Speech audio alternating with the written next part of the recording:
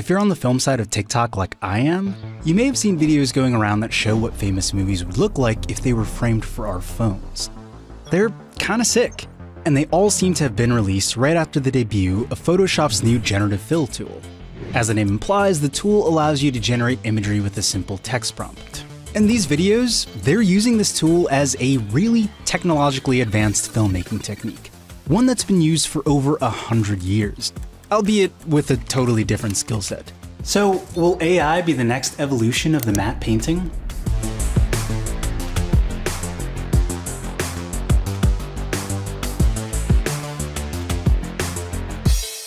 When it comes to traditional matte paintings, you might think of something like this from The Wizard of Oz. Dorothy and friends are real, but the Emerald City isn't really there, it's just an illustration. Using this technique, filmmakers were able to make an impossible world look real, at a much cheaper price tag than building a full set. This one was made with crayons, but usually matte paintings are painted on glass like in Mary Poppins. Or Star Wars, which is maybe the best example because, you know, everybody likes Star Wars. I was never a Star Wars fan, which is hard to admit. For me, it was Alien, Blade Runner. When The Matrix came out was the final, what is that? I want to do that for a living. I'm Max Berman. I spent over a decade working as a matte painter in film and games, and I'm the co-founder of Kipash 3D. Max is here to help me explain how matte paintings went from oil paint on glass to this. In terms of the transition from traditional to digital, there's a couple chapters of this. The first one is Photoshop. We can paint in layers, and layers changes everything for us. We can go backwards and forwards, we can be working on the background and the foreground separately, and having every brush imaginable and every color imaginable. Now, this is the first digital matte painting, and it still feels like a painting because it kinda was. The tools were different, but we brought a painting technique to that digital. Then we kind of moved into what's called photo bashing. I did a film called Her. I was responsible for doing all the matte paintings of future LA. I had backpacked through Southeast Asia for about 6 weeks with the camera. So I would be pulling from all of those photographs from my travels to say, what if we used kind of Bangkok as a starting point and then we modified the architecture to look more like LA? So did traditional matte painters see photo bashing as a sort of cheat? Whoa, you don't have to paint anything anymore? That's not fair. Some of the other more senior matte painters be like, what the hell are you doing over there? Every era of a technology change, it's looked at as cheating until it becomes commonplace. We'll hear more about the next big step forward in matte painting after a message from this video sponsor. This episode is presented by Microsoft Copilot for Microsoft 365, your AI assistant at work. Copilot can help you solve your most complex problems at work, going far beyond simple questions and answers. From getting up to speed on a missed Teams meeting in seconds, to helping you start a first draft faster in Word, Copilot for Microsoft 365 gives everyone an AI assistant at work in their most essential apps to unleash creativity, unlock productivity, and up-level skills. And it's all built on Microsoft's comprehensive approach to security, privacy, compliance, and responsible AI. Microsoft does not influence the editorial process of our videos, but they do help make videos like this possible. To learn more, you can go to microsoft.com/copilot for work. Now, back to our video. The next big step forward for matte painting was to push those 2D layers into 3D space, which Max did on Iron Man 3 using the compositing program Nuke.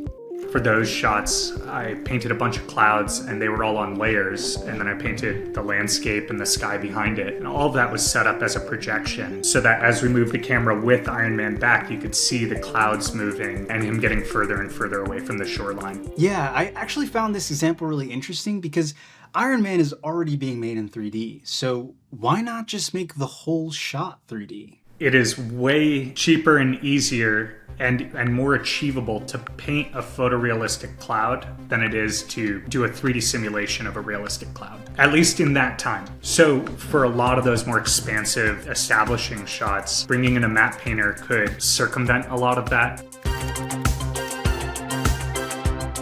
But 3D tools caught up. It is just as fast, if not faster today, to actually create that environment in 3D than it would be in 2D. Max's company actually helps speed the process up in some ways. Their pre-built assets are meant to be dragged and dropped, helping artists quickly build worlds like you can see in this teaser for their Manhattan kit. If you're using our Manhattan kit, you're using the same exact thing that Doctor Strange is using on their films. Technology is getting a lot better these days. Rendering and computing is cheaper than ever, and because of that, the need for a 2D artist is becoming less and less valuable.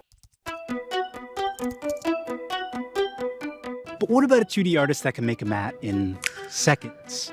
Now, I am not skilled enough to have ever pulled anything like this off on my own, but even artists who do have those skills might one day have to start adding AI to their toolbox. I think it's just early days in this tool, and we have some more work to do. As someone who's learned how to communicate via visuals, composition, lighting, color, all of these are my ways of expression, and these are not the things that today AI is picking up and working with.